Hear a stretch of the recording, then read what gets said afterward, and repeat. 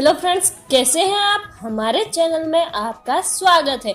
तो मित्रों, आपने यह तो सुना ही होगा कि स्वस्थ शरीर में ही स्वस्थ मन का निवास होता है। ठीक उसी प्रकार से हमारे शास्त्रों में यह कहा गया है कि स्वस्थ घर में सुख समृद्धि का वास होता है। जहाँ जिस घर में साफ सफाई अच्छी होती है, जिस घर को साफ सुथरा रखा जाता है, वहाँ पर माँ लक्ष्मी का भी साक्षात निवास होता है। मित्रों, तो वहाँ पर माँ लक्ष्मी के निवास के होने के साथ साथ उस घर में नकारात्मक व बुरी ऊर्जाओं का भी विनाश हो जाता है।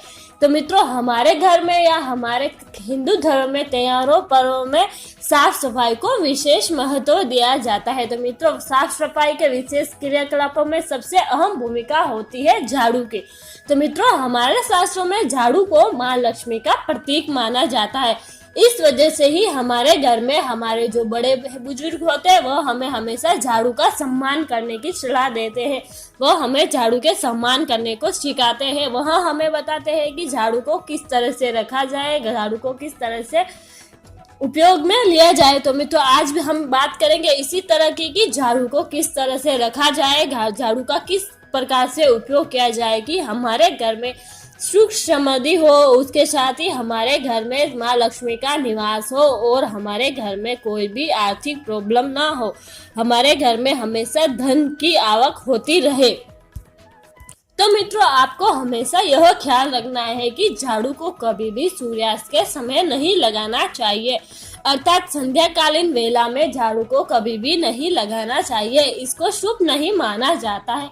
ऐसा माना जाता है कि संध्याकालीन वेला में शाम के समय, सूर्यास्त के समय झाड़ू का उपयोग करना माँ लक्ष्मी को नाराज कर देता है। माँ लक्ष्मी नाराज हो जाती है। साथ ही में संध्याकालीन आरती व पूजा आदि के पश्चात झाड़ू को स्पर्श भी नहीं करना चाहिए।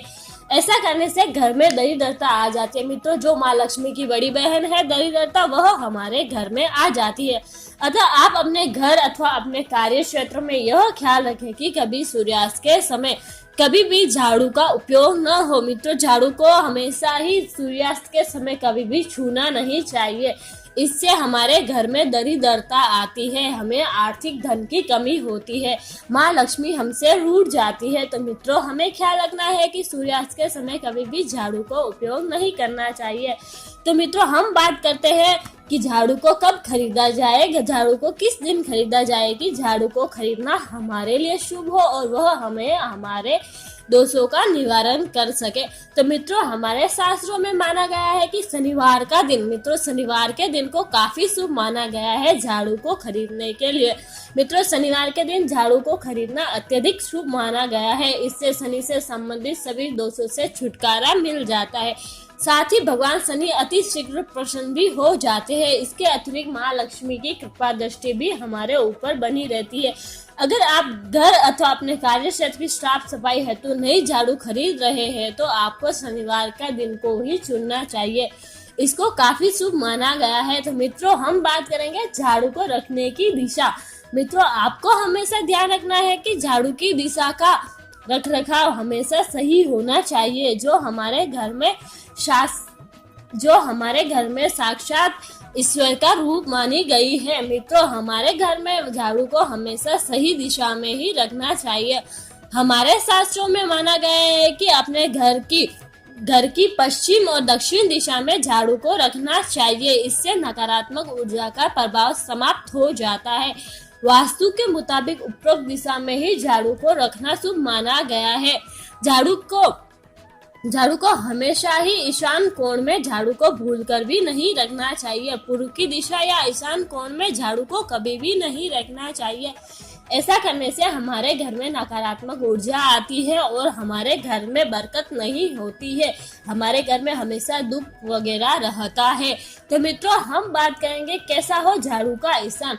मित्रों, आपको ख्याल रखना है कि झाड़ू को हमेशा एक उचित स्थान पर ही रखना चाहिए, क्योंकि उसमें माँ लक्ष्मी का प्रतीक रूप माना गया है। तो हमारे शास्त्रों में माना गया है कि झाड़ू को एक निर्धारित जगह पर ही रखना चाहिए। मित्रों, आपको क्या रखना है कि आप जहाँ कहीं भी झाड़ू रखें वह कभी भी किसी को आसानी से नजर ना आए, अर्थात आपको झाड़ू को इस जगह छुपाना है कि वह कभी भी आपको खुली जगह में ना दिखे। आपको हमेशा झाड़ू को बिना नजरों के रखना है। आपको झाड़ू को ऐसी जगह रखना है कि वह कभी भी आपकी नजरों में न आए। मित्रों, अगर झाड़ू आपकी नजरों में आता है या आपको घर में कहीं पर भी झाड़ू दिखाई देता है तो वह आपके धन को कम करता है।